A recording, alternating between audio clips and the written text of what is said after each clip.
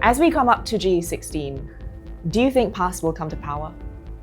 I say PAS can come into power by default.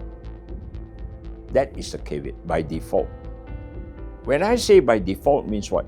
When the Chinese boycott election or cast spoil vote. Bekas Presiden MCA Dr. Chua Soy Lek memberi amaran PAS boleh berkuasa secara tidak langsung pada PRU16 jika pengundi Cina memboikot pilihan raya atau sengaja merosakkan kertas undi. Dalam wawancara eksklusif bersama FMT, Chua berkata isu itu sedang diperdebat secara senyap dalam kalangan pengundi Cina yang kebanyakannya semakin kecewa dengan kepimpinan Pakatan Harapan atau PH dan DAP. Mengulas perkiraan kerusi yang dibuatnya, Chua berkata, We have 222 parliamentary seats. In order to be control of central government, either you join with others or you must have 113, that magic number. PAS is unlikely to make any breakthrough in Sarawak and Sabah. Together there are 56 seats. PAS religious and sometimes racial rhetoric put off a lot of Sarawakian and Sabahan and a lot of Chinese also. So that 56 for PAS to penetrate, to me, is unlikely.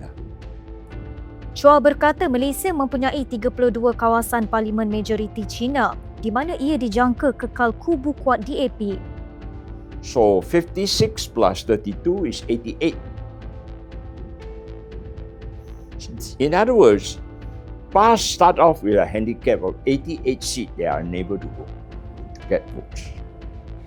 Justru kata Chua, terdapat 134 kerusi berpotensi yang boleh disasar PAS, malah parti itu hanya perlu menang 113 kerusi untuk membentuk kerajaan. They must win at least 113 to form the government. To me, unlikely. Provided the Chinese come out to vote. In Malaysia, we don't go by popular vote. We form the government based on the number of seats won in each parliamentary seat. Chua turut berkata Perikatan Nasional atau PN cuba memperluaskan daya tarikannya dengan mengetengahkan Samsudin Mokhtar atau lebih dikenali sebagai Dr. Sam sebagai tokoh nasional yang lebih mudah diterima. Namun strategi itu masih belum teruji dalam kalangan pengundi bukan Islam. Dr. Sam is an unknown factor.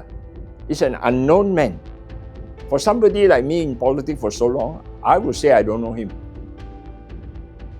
What about a man on the street? Name recognition is important in politics.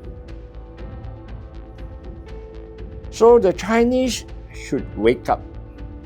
Beliau mengulas mengenai penjajaran semula Parti Melayu yang kembali timbul menjelang PRN Johor dengan FMT melaporkan seorang ahli parlimen menyeru kerjasama antara UMNO, PAS dan Gerakan Baharu Pimpinan Hamzah Zainuddin. Haili Izzati, FMT.